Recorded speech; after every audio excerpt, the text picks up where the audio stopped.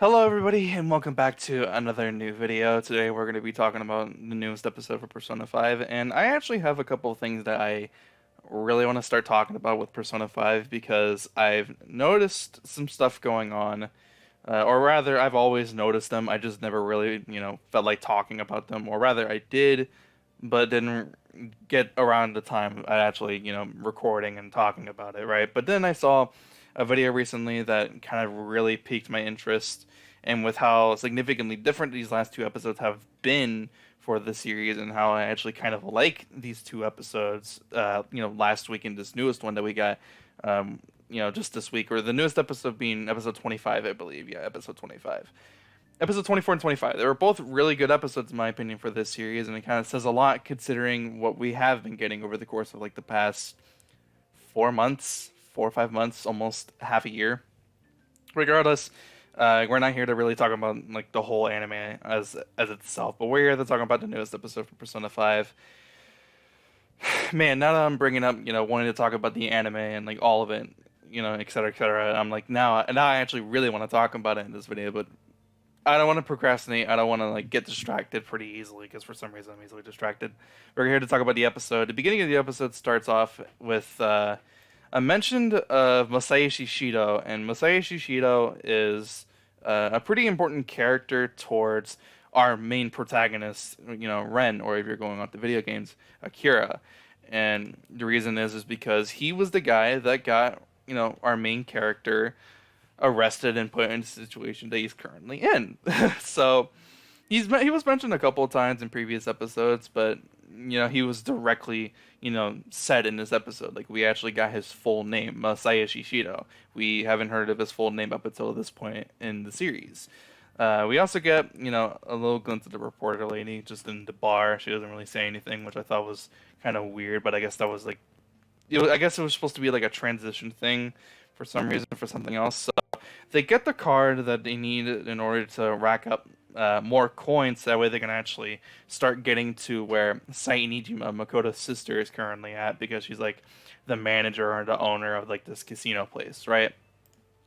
For some reason, they felt like they needed to get like a new card, and it kind of makes sense in terms of context. So they get a card, they get a name that they don't really like, so they're like, okay, we want to exchange for a new card. They get a new card with a different name, but the reason why this is so important is because later on, towards like halfway towards the episode, almost at the end of the episode, basically they are stuck in a place where the scale things where like if you put one thing on one side, the other goes up. That thing. I forget what you call it, but basically they need a certain amount of coins in order to be able to move a bridge. That way they can actually cross into where like the managers, like where like the owners like places at where Sainijima currently is.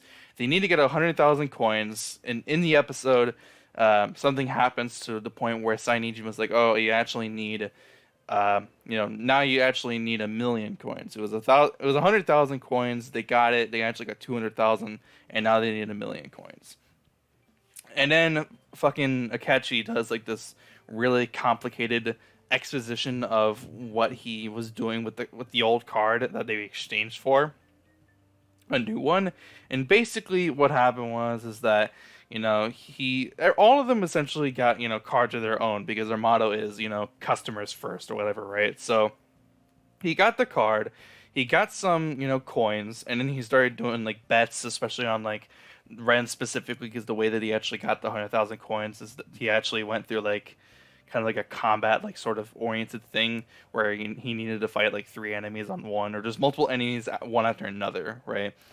And he actually won the bet, of course, because Ren, he bet on Ren. He won, obviously, because it has to happen, and et cetera, et cetera. Basically, it all equates to him, doing this, doing that, getting a loan, and then end up getting the right amount of money in order to be able to get 1,000,000 coins and progress on. So that's why, that kind of happens at the beginning of the episode for people who don't really, get it, or the reason why it just kind of happened. The episode explains it, but sometimes it just doesn't explain it itself to where it could be understood, I guess. It explains it well enough to where I understood it, I guess, or because I played the game. So after the opening, they progress on further, and obviously they have to get through the palace. And so they're going through the palace, some stuff kind of happens, and then they have to do like the whole like betting, like stupid bullshit, right? So then they get to like a stalemate where they need to go and change Sai's cognition with what she sees this door as in order to get authorization for it. And basically, Makoto just needed to go to like this like jury like kind of thing or whatever. I don't really know what it was. I forgot what it was, but that was able to allow them to get access and they were able to push through. They do in some of the gambling stuff. Akechi seems like he's kind of doing some shady stuff because there are a couple of shots where it's like it's focusing on him instead of like anybody else, which is kind of weird. So they get told they need to get 100,000 coins, and then the rest of the episode, towards almost halfway through the episode, is basically side activity stuff with Ren, our main character, who's just doing some other like confidant stuff, like some other like side like activity confidant stuff from the video games happens in this episode. And the way they did it is they kind of like mixed it in with what is currently going on, what you're supposed to be doing inside of the palace, like with the doctor lady, like Tay, I think that's what her name is. Like this little kid, I forget what his name is actually. I never really remembered his name even when I was playing the game. Um, he teaches Ren, our main character, how to shoot better, and that ends up becoming more of an important thing inside the palace. Same thing with Tay. She actually gives him medicine to be able to like recover like energy a lot better because the energy drink he uses it inside the palace, and he's able to progress on further. They get the coins. There's the whole like explanation about it. It actually was halfway through the episode, like literally halfway. They need to get 1,000,000 coins. They get the 1,000,000 coins, and then they finally get their route to where the treasure is. After they do that, and after they leave, Akechi's like, okay, we need to, set out a plan of actually sending out the calling card.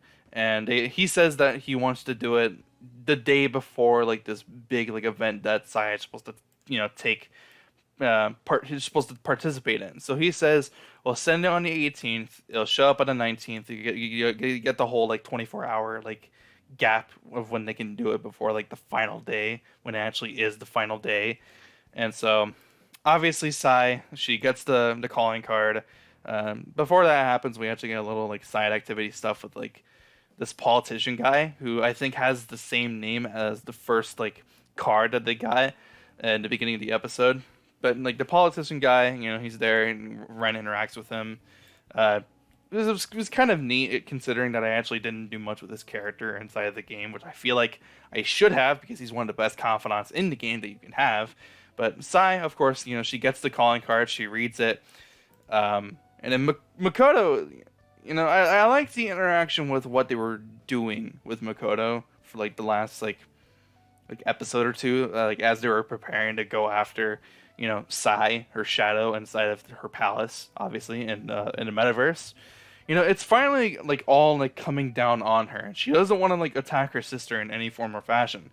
She just wants her sister to be herself instead of focusing on like work and stuff. She just wants to interact with her sister.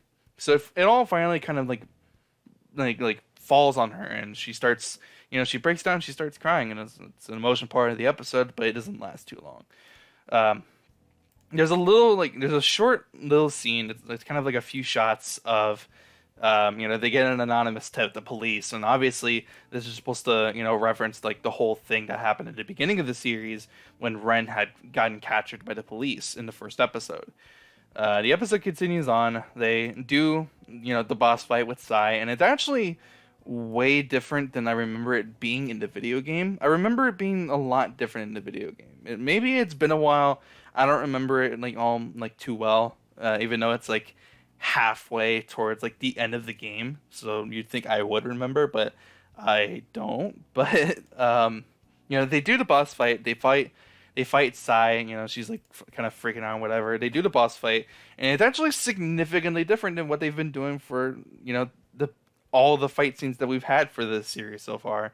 This is actually the most exciting boss fight that we've actually ever had in this series, which is really surprising.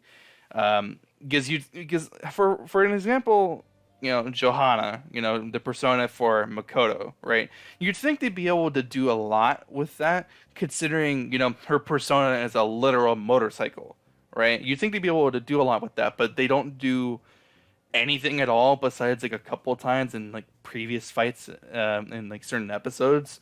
But they do actually a lot with Makoto's persona and the fact that it is a literal fucking motorcycle.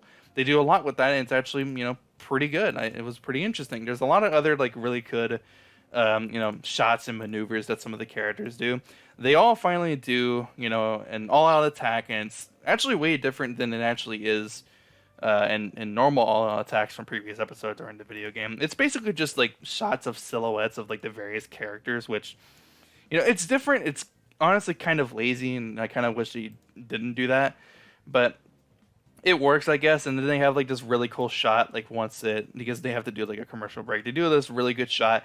It's probably my thumbnail, so you're probably already seeing it anyways. So obviously, we need to get to the part of the episode where it actually matters. So, or rather, just the end of the episode. So the episode continues, and then all of a sudden, the palace and they all are starting to get like overwhelmed with like a whole bunch of enemies starting to surround the palace. They have to escape, and then Ren's like, "Okay, I'm gonna take the treasure and distract them and yada yada yada." Right. So it actually ends off with a cliffhanger, especially with the after credit. After the ending, it actually does like an after credit scene. Still ends off with like a cliffhanger, but even though it's like we already seen it, regardless, Ren he causes a distraction for his friends to get out.